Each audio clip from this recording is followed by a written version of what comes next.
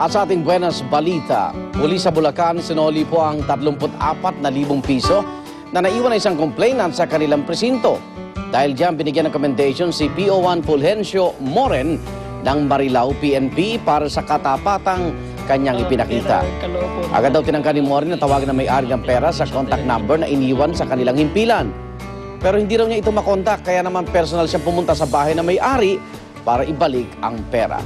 Laking pasalamat ang may-ari at naibalik po ang kanyang pera.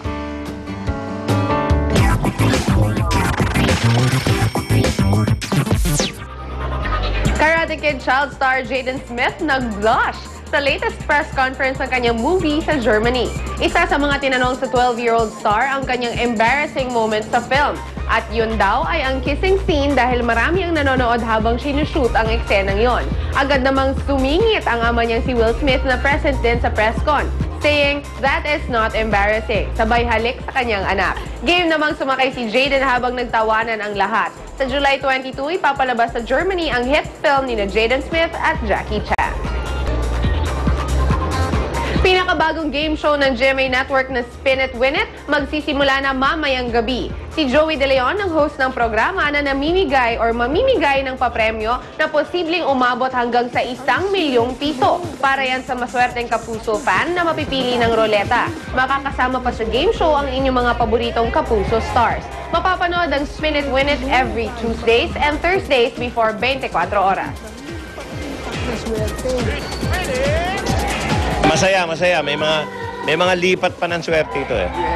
Before 24, Tuesday and Thursday. Spin it, win it.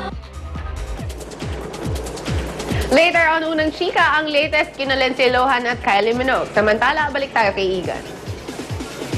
Salamat Luan. Alamin natin ang latest sa lagay ng trapiko at maging sa pagrelasyon po ng tubig ng Maynilad sa Barangay 163 sa Caloocan City. May live report si Love Jover. Love.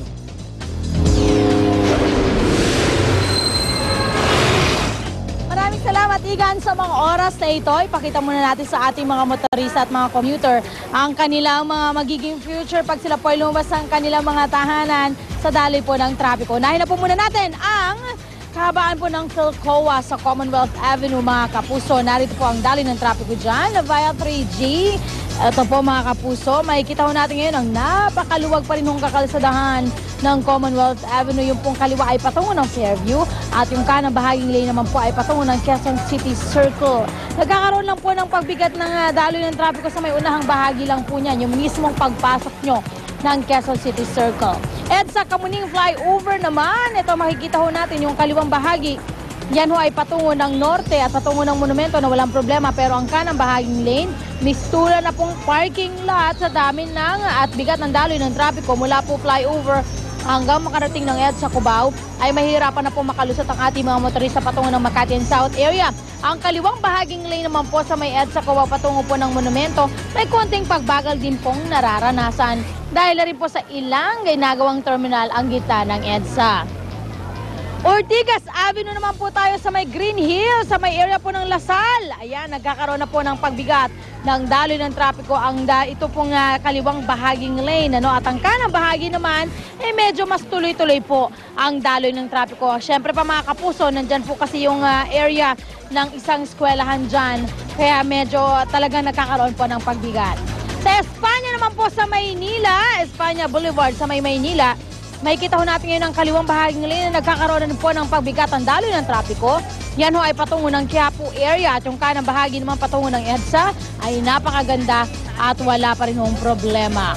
May coding tayo ngayong araw, mga kapuso, mga plakang nagtatapos sa numbers 3 and 4.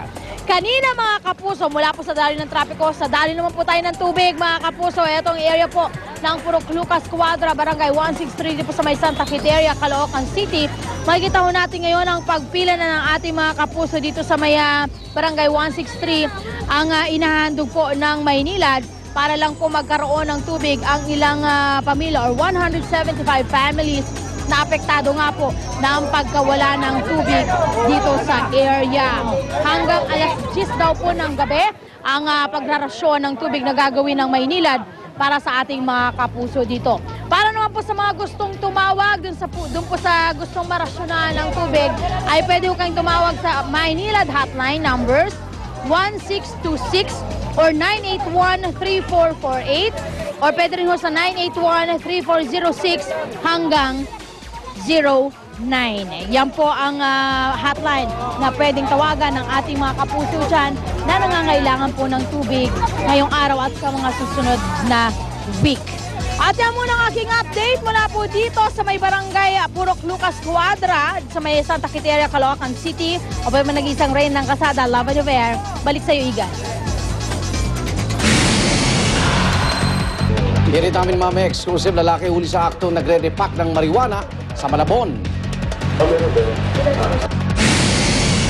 At dance moves ala Bollywood na uusong weight loss regimen sa Thailand. At tayo ito po sina Lynn, Connie at Arn